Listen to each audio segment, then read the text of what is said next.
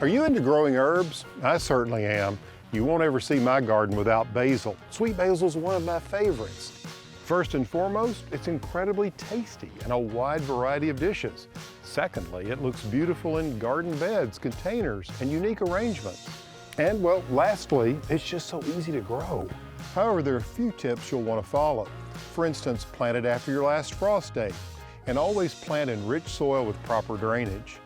Make sure it gets 6 to 8 hours of sun every day, and you'll enjoy fresh basil all summer. I actually like to plant basil 2 or 3 times during the growing season, just to make sure that I have a fresh supply of bountiful basil until the first autumn frost. So as you can imagine, I produce a lot of basil. So what do you do with all the basil you produce? How about a quiche?